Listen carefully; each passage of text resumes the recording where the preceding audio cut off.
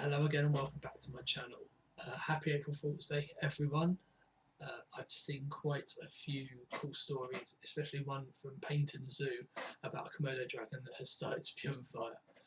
I thought that was quite interesting. It'd be interesting to see how far that gets spread, see if people pick up the fact it's April Fool's or not.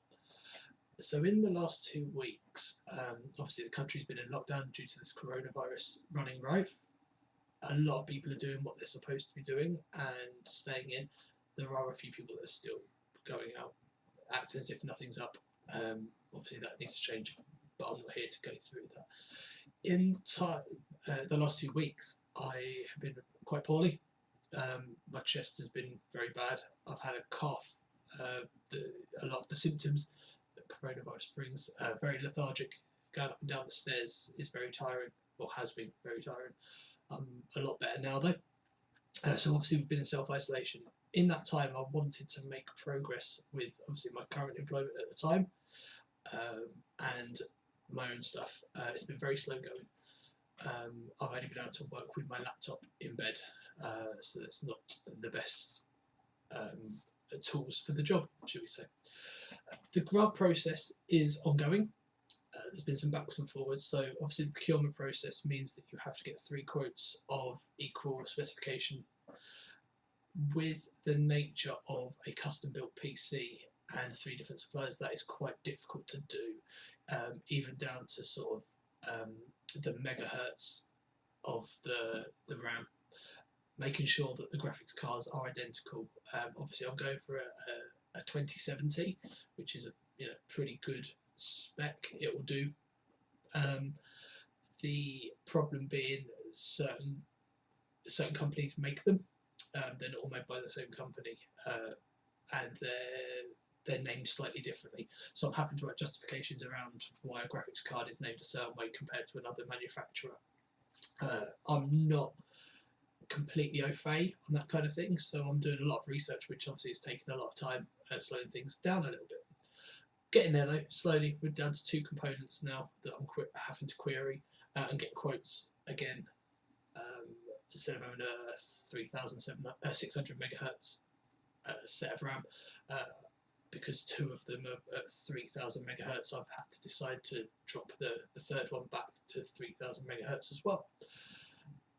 In relation to that as well, I've now had the profiles for the consultants, the one-to-one business consultancy that is offered to me as well for the grant. That I'm having to read through all of their profiles very carefully, doing some research into them, looking at the people up on LinkedIn or looking at their businesses, looking at any social media they've got, Twitter, that kind of thing, to see hopefully if they're going to be the right fit for me. As you can see, Pickle is here, giving me moral support through everything I do. Although I've been indisposed, laid up in bed, I've tried to do some programming, do some beneficial pieces. It's not always possible, as I say, with my laptop. It's not the most powerful of laptops.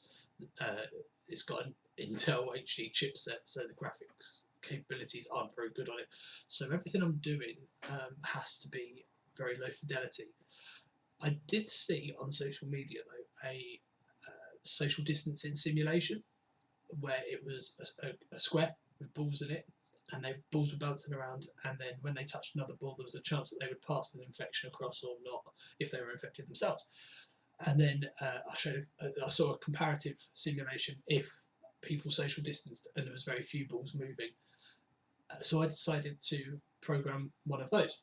So I brought my stepson in, sort of showed him the process of, this is what I want to accomplish, this is kind of the process you need to go through, thinking about all these little things.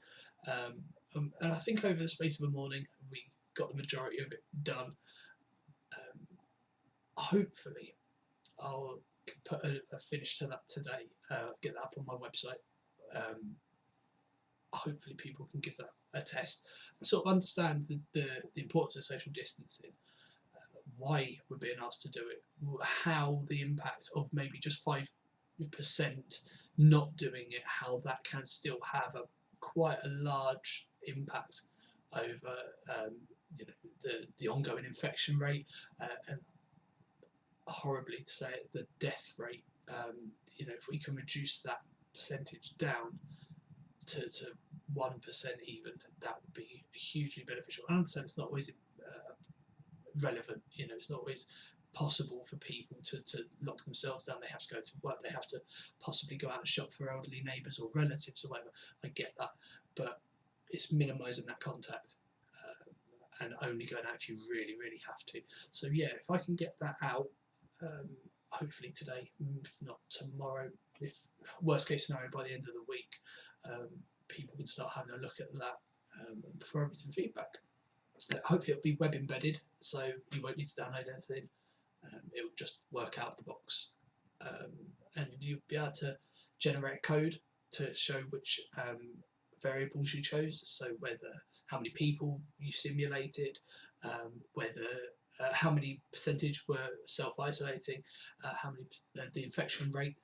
So you know, obviously, the higher an infection rate, the more chance that when they connect with another person, they pass the infection on, and then ultimately the mortality rate.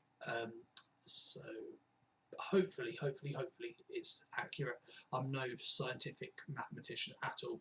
I just have to look at things logically and say, you know, if it's got a 60% infection rate, we'll just do a random number generation and hope that that catches what we need.